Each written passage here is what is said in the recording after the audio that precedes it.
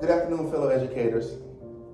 What you're hearing is a sound of tranquility, a sound of serenity. And you're also seeing those things. And this is what the kids see. This is what the kids hear when they enter my classroom, regardless morning, afternoon, or the end of the day. This is the atmosphere that I set for my classroom to help create and promote a positive learning environment. All right, a positive learning environment, it starts as soon as they walk in the classroom. Well, let me take that back. It starts as soon as they enter the school, as soon as they get on school grounds. Every educator, we're gonna greet these kids. Good morning, good afternoon, how your day is going? Do you know how you're getting home? Is everything okay? Regardless if we teach them or not.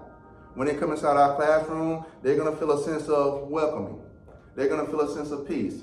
And all this helps them be the best they can be when it's time to learn, when it's time to test, when it's time to collaborate with their peers. All of this goes and ties together, all right?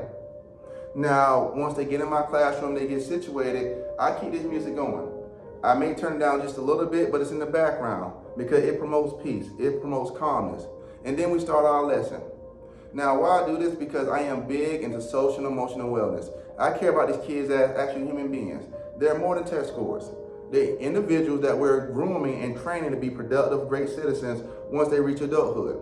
And it starts here. And something else I did to help promote social and emotional wellness, because you won't buy in from students. You want students feeling like they are a part of the classroom, that they have voice in the classroom. We created a social contract where I asked them a series of 4 different questions, and based on their answers, we wrote down a key word. Now, due to them signing the contract, it had their first and last names on it. I'm not going to show it. I'll explain it very briefly.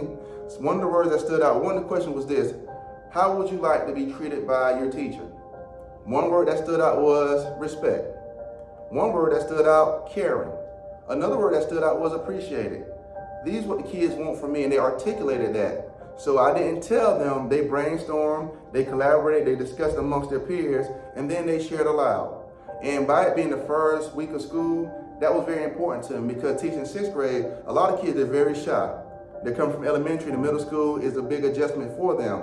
So for them already start collaborating with one another, telling me, articulating to me how they want me to treat them, that speaks volumes. That speaks volumes. And then we compiled a list of all types of words, well over 30 words. And each class period had a vote on what is one word they want to really emphasize for that class. Although we're going to focus on all those words, each class chose one. Respect was circled for one, appreciated was circled for another, and cooperating was circled for another. So the kids telling me, you know what, this is what we believe our class need to focus on this school year. So this will be the theme. So those words are the theme of that classroom, but we're going to follow about all those words because we want kids feeling involved. We want kids feeling included. In addition to that, when they come in my classroom to help ease anxiety, I will always have a daily agenda on the board. You don't want kids guessing what we do next, what's going on. They can look at the board. And this also helps hold them accountable. So when they're raising action, what we're doing next or what we're doing today, you can refer, please look at the agenda, look at the board. You want to train kids to come in your classroom and pay attention to the walls. Pay attention to what's on the board. Because as educators, everything we put on our wall, everything we put on our board is intentional and it's for a reason. And when you're teaching these small kids, you want to teach them routine, you want to teach them good habits. And another way that I included social and emotional wellness, we create monthly goals inside my classroom. At the beginning of each month, kids must select a minimum of 2 goals, one academic goal, one personal goal. And at the end of every month, I conference with them, seeing whether or not they're on track to meet their goal. Now you gotta be careful because a month can be a long time and kids will forget their goals. So 2-3 times a week, you wanna refer back to their goal sheet. And for me, I did it online, it's digital, so they can access it at home through Google Docs.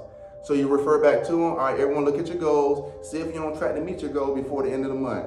And if not, what can you do to turn things around?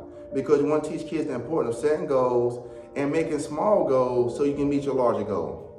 So I will conclude this video with that. Once again, my name is Edwin Roberson. I'm a 6th grade math teacher. I'm very excited about this school year. I have well over 50 hands-on engaging activities that I am going to incorporate that ties into social emotional wellness as well as the math content. So I hope you all have a great school year and enjoy the rest of your day.